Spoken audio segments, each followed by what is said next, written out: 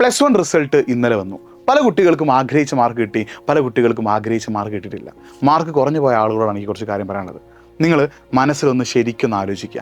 Plus one കാലഘട്ടത്തിൽ നിങ്ങൾ ആഴ്ചയിൽ ഒരു 5 ദിവസമെങ്കിലും പഠിച്ചിട്ടുണ്ടോ? നിങ്ങൾ മാർക്ക് കൂടിയ കുട്ടികൾ പഠിക്കുന്ന പോലെ കൂടുതൽ എഫേർട്ട് ഇട്ട് നിങ്ങൾ പഠിച്ചിട്ടുണ്ടോ? പല കുട്ടികളും പഠിച്ചിട്ടില്ല. പല കുട്ടികളും എക്സാമിന് തലേന്ന് അല്ലെങ്കിൽ എക്സാമിന് 2 ദിവസം മുന്നേ മാത്രമാണ് പഠിച്ചത്.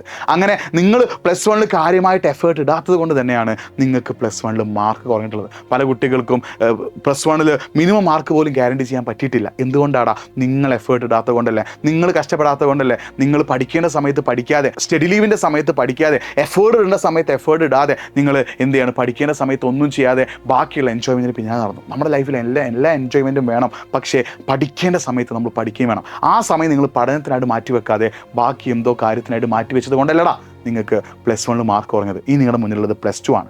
പ്ലസ് ടുവിൽ നിങ്ങൾ പ്ലസ് വണ്ണിൽ വരുത്തിയ മിസ്റ്റേക്കുകൾ യാതൊരു കാരണവശാലും ആവർത്തിക്കരുത്. പ്ലസ് വണ്ണിൽ വരുത്തിയ മിസ്റ്റേക്കുകൾ യാതൊരു കാരണവശാലും നിങ്ങൾ പ്ലസ് ടുവിൽ ആവർത്തിക്കരുത്. അതിനുള്ള കാരണം പ്ലസ് വണ്ണിനേക്കാളും 3 ഇരട്ടി അധികം കണ്ടന്റ് പ്ലസ് ടുവിൽ പഠിക്കാനുണ്ട്. പ്ലസ് വൺ അപേക്ഷിച്ചിട്ട് പ്ലസ് ടുവിൻ്റെ ക്വസ്റ്റ്യൻ പാറ്റേണിൽ ഒരുപാട് മാറ്റമുണ്ട്, കണ്ടന്റ് കൂടിയിട്ടുണ്ട്, എക്സാം കുറച്ചുകൂടിയൊക്കെ ടഫാകാൻ പോവുക. അപ്പം നിങ്ങൾ പഠിക്കേണ്ട രീതിയിൽ കറക്റ്റായിട്ട് പഠിച്ചാൽ മാത്രമേ നിങ്ങൾക്ക് പ്ലസ് ടുവിൽ ഏറ്റവും മികച്ച മാർക്ക് നേടാൻ പറ്റുള്ളൂ. നിങ്ങളുടെ കുറവുകൾ നിങ്ങൾ മനസ്സിലാക്കുക, നിങ്ങളുടെ മിസ്റ്റേക്കുകൾ നിങ്ങൾ മനസ്സിലാക്കുക, നിങ്ങൾ പഠിക്കേണ്ട സമയം കൂട്ടേണ്ടതുണ്ട് എന്നുള്ളൊരു കാര്യം മനസ്സിലാക്കുക, പഠിക്കേണ്ട എഫേർട്ട് നിങ്ങൾ അധികമായിട്ട് ഇടേണ്ടെന്നുള്ളൊരു കാര്യം മനസ്സിലാക്കുക. പ്ലസ് വണ്ണിൽ കുറഞ്ഞു പോയ മാർക്കൊക്കെ നിങ്ങൾ കഷ്ടപ്പെട്ട് പ്ലസ് ടുവിൽ നന്നായി പഠിച്ച് എക്സാം എഴുതിയാൽ മാത്രമേ നിങ്ങളെ മൊത്തത്തിലുള്ള മാർക്ക് കൂട്ടാൻ പറ്റുള്ളൂ. അപ്പോൾ ആ ഒരു കാര്യം മനസ്സിലാക്കിയിട്ട് പ്ലസ് ടുവിനെ കുറേ കൂടി സീരിയസ് ആയിട്ട് കാണാം. എന്ന് വെച്ചിട്ട് ദിവസം 24 മണിക്കൂറും പഠിക്കാൻ ഞാൻ പറയുന്നില്ല. നിങ്ങൾക്ക് നിങ്ങളുടെ സ്കൂളിലെ ലൈഫ് എൻജോയ് ചെയ്യാം, സ്കൂളിലെ പരിപാടികൾ എൻജോയ് ചെയ്യാം, ടൂർ പോകുമ്പോൾ ഒക്കെ പോവാം.